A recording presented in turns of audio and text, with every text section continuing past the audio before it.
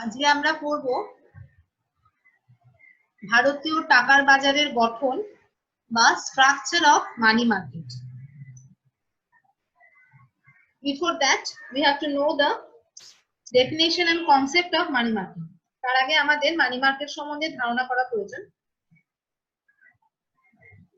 টাকার বাজার বলতে সেই বাজারকেই বোঝায় যেখানে স্বল্পকালীন তহবিল, স্বল্পকালীন টাকা এবং আর্থিক সম্পদ যেগুলো টাকার পরিবর্তে ব্যবহৃত হয় তাদের লেনদেন ঘটে। মানে বিভিন্ন রকম টাকার আর্থিক সম্পদের লেনদেন হচ্ছে, তাকে বলছি আমরা টাকার বাজার।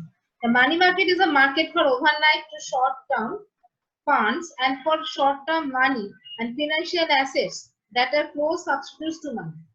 এমন ধরনের কিছু ফিনান্সিয়াল অ্যাসেট যেগুলো মানির মতো, মানে টাকার মতোই যেগুলো ব্যবহৃত হয়, সেই ধরনের জিনিস যেমন বিল আছে, চেক আছে, এগুলো এই ধরনের জিনিসের লেনদেন সেখানে হয়ে থাকে।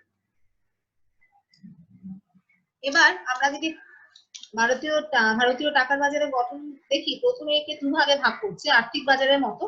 ফার্স্টে আছে সংগঠিত টাকার বাজার, অসংগঠিত টাকার বাজার।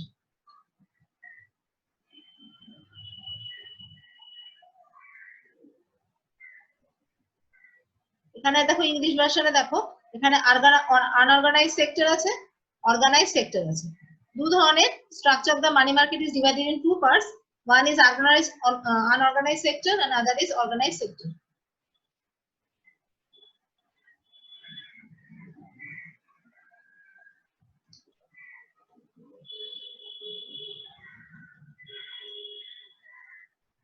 প্রথমে সংগঠিত টাকার বাজারে আছে ব্যাংক ব্যবস্থা, তলবি টাকার বাজার, বিল বাজার, বাণিজ্যিক কাগজ, প্রত্যয়ন আমানত পত্র। এই পাঁচ ভাগে ভাগ করছি। ফার্স্ট আমরা কি করছি এখানে, দেখো এখানে একই ভাবে অর্গানাইজড ব্যাংকিং সেক্টর, আরেকটা হচ্ছে তোমার কোঅপারেটিভ সেক্টর ব্যাংকস আর সাব মার্কেট, তিন ভাগে ভাগ করেছে। অর্গানাইজড ব্যাংকিং সেক্টরের মধ্যে আছে RBI, public sector bank, private sector bank, non banking financial unit. RBI হচ্ছে সেন্ট্রাল গভর্নমেন্টের reserve Bank of India. Public sector bank কোনগুলো, যেগুলো commercial bank, bank of Baroda, state bank, all these are public sector banks. Private sector bank হচ্ছে different HDFC Bank and others. Non banking financial intermediaries means LIC, GIC, etc. তো bank ব্যবস্থার মধ্যে আমরা কি পাচ্ছি, ভারতীয় রিজার্ভ ব্যাংক। রিজার্ভ ব্যাংক মানে আমাদের যে ভারতের সবচেয়ে সর্বোচ্চ ব্যাংক যেটা। স্টেট ব্যাংক আছে, বাণিজ্যিক ব্যাংক আছে, কমার্শিয়াল ব্যাংক, বাণিজ্যিক ব্যাংক। এখানে আছে বিনিময় ব্যাংক দেখাচ্ছে, শিল্প ব্যাংক দেখাচ্ছে, সমবায় ব্যাংক দেখাচ্ছে, কৃষি ব্যাংক দেখাচ্ছে, জমি বন্ধকি ব্যাংক দেখাচ্ছে। আর এখানে কি আছে, অসংগঠিত মার্কেট বাজার। আর এখানে তোমার যে তলবি টাকার বাজার আছে, কল মানি মার্কেট বা তলবি টাকার বাজার। বিল বাজার আছে, কমার্শিয়াল বিল মার্কেট আর ট্রেজারি বিল মার্কেট দুটো। বাণিজ্যিক কাগজ আছে, কমার্শিয়াল পেপারস, প্রত্যয়ন আমানত পত্র আছে বা সার্টিফিকেট অফ ডিপোজিটস। এখানে দেখিয়েছে দেখো, এখানে call money market, money market of CPs মানে সার্টিফিকেট অফ ডিপোজিট যেটা। বিল মার্কেট দুভাগে ভাগ হয়েছে, একটা divided in two parts, one is commercial bill market, another is treasury bill market. short term loan market একটা দেখিয়েছে এক্সট্রা। আর আনঅর্গানাইজড সেক্টরের মধ্যে গেছে indigenous bankers, money lenders, finance brokers, nidhis, chit funds etcetera. এখানে আমরা কি দেখতে পাচ্ছি যে আনঅর্গানাইজড মার্কেট এখানে কি আছে, ইন্ডিজিনাস তোমার দেশীয় ব্যাংকার বা ইন্ডিজিনাস ব্যাংকার, সাধারণ আমানত বা তোমার কমন ডিপোজিট, চিট ফান্ড আছে, আর অব্যাংকিং আর্থিক সংস্থা বা নন ব্যাংকিং ফিনান্সিয়াল ইনস্টিটিউশনস। এই চার ভাগে মোটামুটি ভাগ করেছে। এবার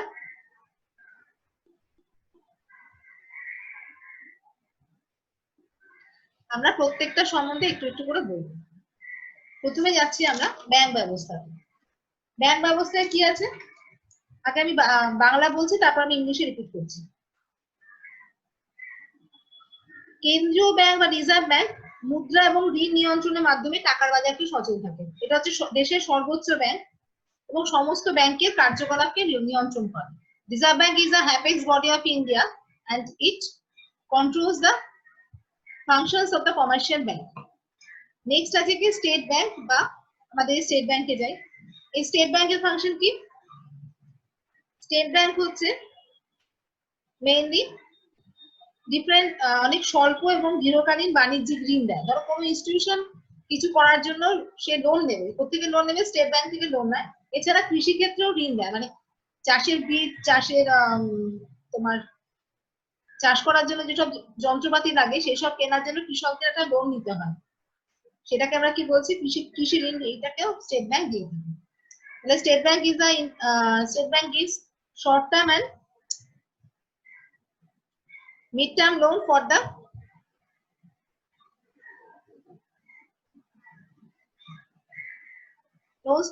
different institutions, and then it also gives agricultural loans to the farmers for hiring the agricultural instruments and buying the seeds, etc., buying fertilizer, etc.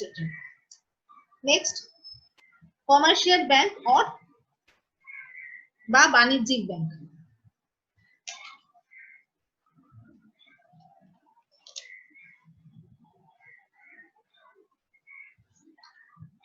যে সকল ব্যাংক চাহিদা মাত্র ফেরতের প্রতিশ্রুতি দিয়ে জনগণের কাছ থেকে স্বল্পমেয়াদী আমানত গ্রহণ করে তাকে আমরা কি বলি? বাণিজ্যিক ব্যাংক বা কমার্শিয়াল ব্যাংক। বাণিজ্যিক ব্যাংক সাধারণত দু ধরনের হয়, একটা হচ্ছে তপশিলভুক্ত আর একটা হচ্ছে অতপশিলভুক্ত। যেসব ব্যাংক সাধারণত রিজার্ভ ব্যাংকের কন্ডিশন বা টার্মস এন্ড কন্ডিশন মেনে চলে তাদের আমরা বলি কি? তপশিলভুক্ত ব্যাংক। আর যেসব ব্যাংক রিজার্ভ ব্যাংকের টার্মস এন্ড কন্ডিশন মেনে চলে না সেগুলোকে আমরা বলি অতপশিলভুক্ত bank.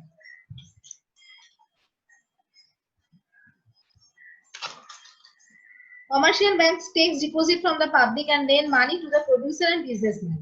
There are two types. One is scheduled commercial bank and other is non-scheduled commercial bank. Scheduled commercial banks are directed by the terms and conditions of the Reserve Bank of India, and the non-scheduled commercial banks are not directed by the terms and conditions of the Reserve Bank of India. The next one is Binimoy Bank or Exchange Bank.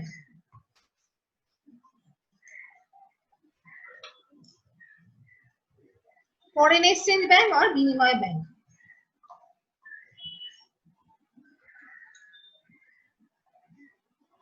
The foreign exchange banks are engaged in buying and selling of foreign exchange. কারণ আমরা খুব বেড়াতে যাব তখন আমাদের যদি টাকার দরকার হয় বা ফরেন কারেন্সির দরকার হয় সেটা আমরা ফরেন এক্সচেঞ্জ ব্যাংকে টাকার এগেইনস্টে ফরেন কারেন্সি পেয়ে থাকি।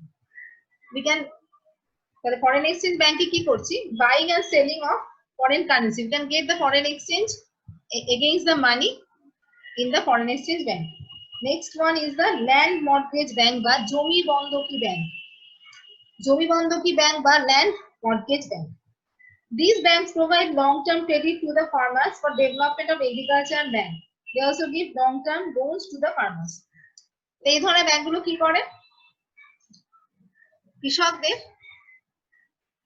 দীর্ঘমেয়াদী ঋণ, মানে দীর্ঘমেয়াদী মানে 20-25 for 20 to 25 years এরা লোন দিয়ে থাকে এবং এগ্রিকালচার also give long-term, এবং কৃষকদেরও দুই রকম কৃষকদের এরা long-term লোন দিয়ে থাকে।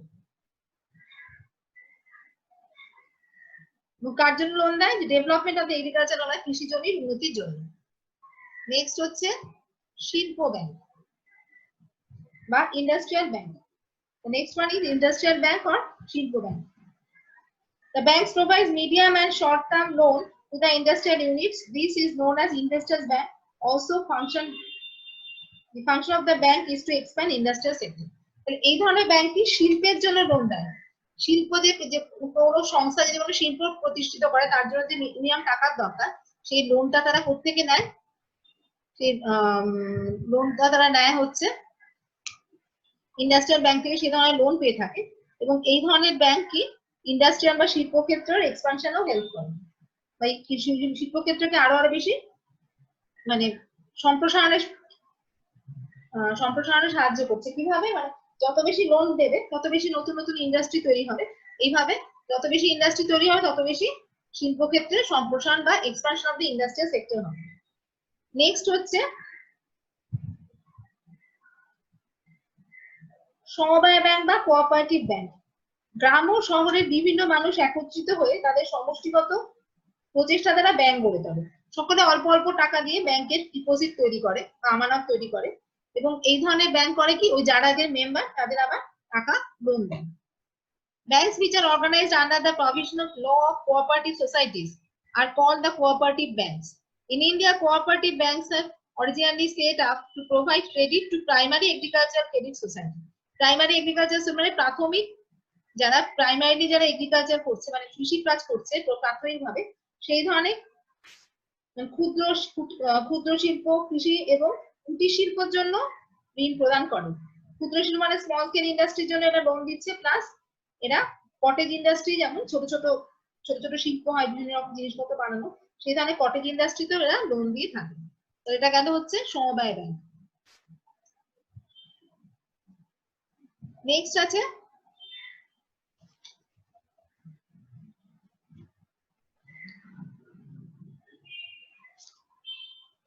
Merchant bank. These are financial organizations which perform not only the banking activities of borrowing and lending but also serve many need to business enterprises.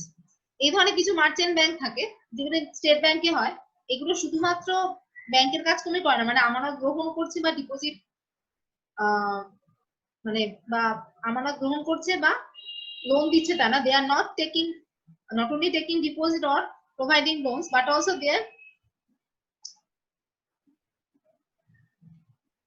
serve many business enterprises, মানে বিভিন্ন রকম advisory বা বিভিন্ন রকম উপদেশ দিয়ে থাকে।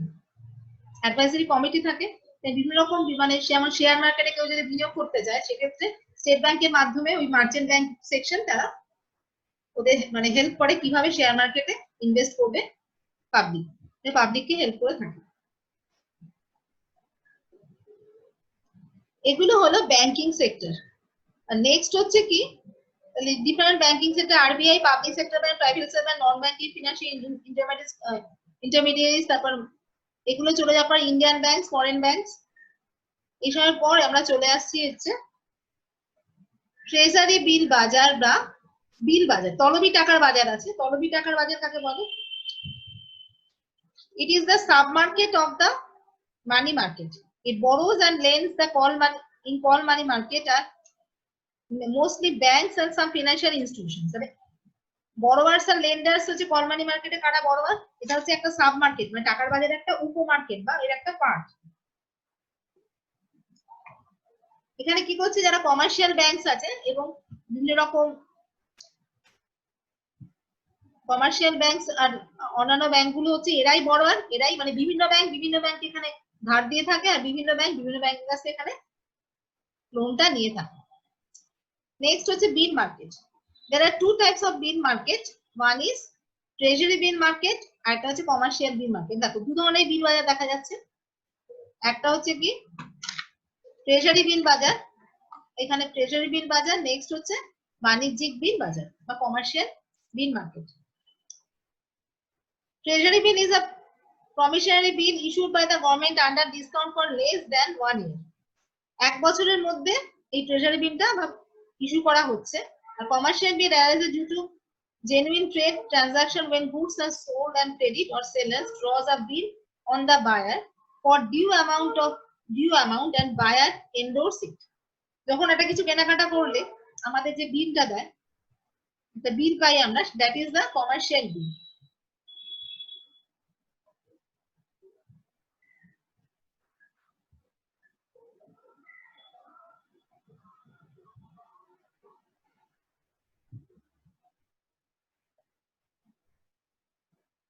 কমার্শিয়াল পেপার মার্কেট, এটা হচ্ছে কি কমার্শিয়াল পেপার মানে দু ধরনের, তাহলে আমরা বিল করলাম, একটা ট্রেজারি বিল যেটা এক বছরের এবং ট্রেজারি বিল এগেইনস্টে ভাঙিয়ে সুদ পাওয়া যায়, আর একটা হচ্ছে বাণিজ্যিক বিল, কমার্শিয়াল বিল।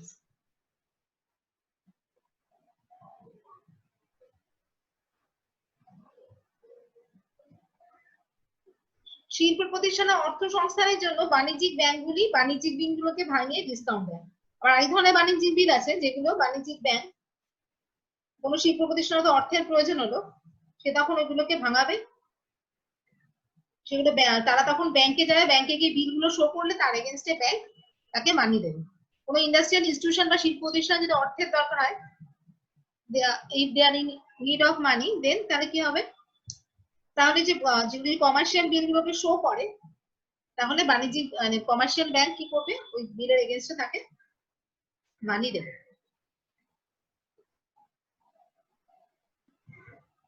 নেক্সট হচ্ছে বাণিজ্যিক কাগজ বা কমার্শিয়াল পেপার। বাণিজ্যিক কাগজ সেটা কি, আর্থিক তহবিল সংগ্রহের উদ্দেশ্যে বিধিবদ্ধ সংস্থাগুলি যে স্বল্পমেয়াদী প্রতিশ্রুতিপত্র বিনিয়োগকারীদের মধ্যে বিলি করে তাকে বলে বাণিজ্যিক কাগজ। Commercial paper is a market instrument which is issued by the corporates for raising short-term funds. ধরো একটা ইনস্টিটিউশন তার চালাতে গেলে হট করে তার মানে ফান্ডের শর্টেজ দেখা দিয়েছে, অনেক টাকা লাগবে, হ্যাঁ, তখন সে কি করবে, তখন সে মার্কেটে কমার্শিয়াল বিল বা কমার্শিয়াল পেপার ছাড়বে। যে কমার্শিয়াল পেপার গুলো পাবলিক কিনবে, কমার্শিয়াল পেপার কিনলে কি হবে, এদের নিশ্চয়ই কোনো একটা তার এগেনস্টে কিছু ইন্টারেস্ট পাবে। সেই কমার্শিয়াল পেপার গুলো কিনলে আর কিনবে এবং তার এগেনস্টে যে সংস্থাটা বা যে কর্পোরেটটা কি করবে, তার এগেনস্টে তারা টাকা ফান্ড গুলো কালেক্ট করতে পারবে এবং কমার্শিয়াল পেপার গুলো এগেনস্টে কেনার জন্য পাবলিক মান্থলি বা ইয়ারলি বেসিসে একটা ইন্টারেস্ট পাবে। নেক্সট হচ্ছে সার্টিফিকেট অফ ডিপোজিট বা প্রত্যয়ন আমানত। প্রত্যয়ন আমানত হলো হস্তান্তরযোগ্য স্বল্প সময়ের জন্য মেয়াদি জমা, মানে এমন একটা জমা যেটা একজন থেকে আরেকজনের সাথে হস্তান্তর হতে পারে, খুব অল্প টাইমের জন্য জমাতে থাকে। Certificate of deposit is a short term credit instrument of India. এটা হচ্ছে শর্ট টার্ম ক্রেডিট ইনস্ট্রুমেন্ট বা আঞ্চলিক ব্যাংক ছাড়া অন্যান্য ব্যাংকগুলি, আঞ্চলিক গ্রামীণ ব্যাংক ছাড়া সমস্ত তপশিলভুক্ত ব্যাংকগুলি প্রত্যয়ন আমানত বিলি করতে পারে। All the scheduled commercial banks can distribute the certificate of deposit. তাহলে এগুলো গেল কি, এগুলো গেল সংগঠিত বাজার বা অর্গানাইজড মানি সেক্টরের ডিফারেন্ট সেকশনস বা অনেক ভাগ। এরপরে আছে অসংগঠিত বিলের বাজার বা আনঅর্গানাইজড সেক্টরস অফ মানি। অসংগঠিত বিলের বাজার বা তার কি কি ভাগ আছে, তার ভাগগুলো আছে কি কি, একটা হচ্ছে indigenous bankers, money lenders, finance brokers, nidhis, chit fund। এখানে দিয়েছে হচ্ছে দেশীয় ব্যাংকার, সাধারণ আমানত, চিট ফান্ড, অব্যাংকিং আর্থিক সংস্থা, এই চারটে আছে। এর মধ্যে প্রথমে দেশীয় ব্যাংকার কি, দেশীয় ব্যাংকার হচ্ছে গ্রামে গঞ্জে যারা মহাজন, দেশীয় ব্যাংকার, নিধি, এরা অনেক স্টক, এরা সব এক টাইপের। এরা কি করে, এরা গ্রামে গঞ্জে টাকা ধার দেয় high at a rate of high rate of interest. They lend money, the indigenous bankers lend money at a high rate of interest to the farmers and rural persons. তারা কাদের দিচ্ছে, দেশীয় ব্যাংকার গুলো কৃষকদের এবং গ্রামের লোকেদের হাই রেট অফ ইন্টারেস্টে বা উচ্চ সুদে টাকা ধার দিচ্ছে। এগুলো অনেক ব্যাংকিং ব্যবস্থার অনেক আগে থেকে এগুলো প্রচলিত ছিল।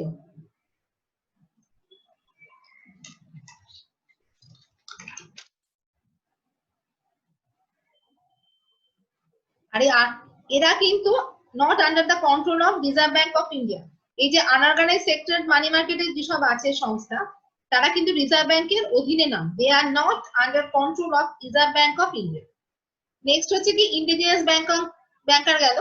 তারপর আছে public deposit. Some companies collect long term deposit from public at a rate of 5 to 8%।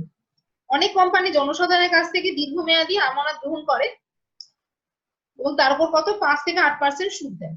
Next আছে কি চিট ফান্ড। চিট ফান্ড, দেশীয় ব্যাংকার, সাধারণ আমানত, চিট ফান্ড। এখানে আছে কি এই যে ইন্ডিজিনিয়াস ব্যাংকার্স, মানি লেন্ডার্স, নিডিস তো ইন্ডিজিনিয়াস ব্যাংকারের মধ্যে পড়ছে। চিট ফান্ডস, চিট ফান্ডস হচ্ছে কি, এটা হচ্ছে কি সেভিং কালেক্টিং ইনস্টিটিউশনস বা ফান্ড কালেক্টিং ইনস্টিটিউশনস। এরা করে কি, এতে যে মেম্বাররা বিভিন্ন সময় এরা মানে সাবস্ক্রিপশন বা চাঁদা দেয়, সেগুলোকে এরা কালেক্ট করে একটা ফান্ড তৈরি করে। The members give subscription and the fund is constructed on subscription. The subscription উপর একটা ফান্ড তৈরি হয়. The members can take loan from the fund. এই ফান্ড থেকে মেম্বাররা আবার দরকার পড়লে লোন নিতে পারে. রোজভ্যালি যেমন একটা চিট ফান্ড ছিল, এরকম অনেক ধরনের চিট ফান্ড দেখা যাচ্ছে. আচ্ছা, এটা গেল টাকার বাজারের গঠন. এর সঙ্গে তোমরা পড়বে, তোমাদের মেটেরিয়ালে দেওয়া আছে, the difference between organized and unorganized money market. সংগঠিত টাকার বাজার এবং অসংগঠিত টাকার বাজারের মধ্যে পার্থক্য. আরেকটা পড়বে হচ্ছে মহাজন আর দেশীয় ব্যাংকারের মধ্যে পার্থক্য. মহাজন আর দেশীয় ব্যাংকার এদের মধ্যে কি পার্থক্য আছে, এটা পড়লেই বুঝতে পারবে, কিছু নেই, জাস্ট এগুলো দুটো পড়বে. তাহলে আজকেই অতি লেকচার শেষ করছি. ইংলিশ ভার্সন নিশ্চয়ই বুঝতে পারবে, লেকচারটা ফলো করবে, তোমাকেও সেপারেট মেটেরিয়াল চলে যাবে ইংলিশে. ওকে.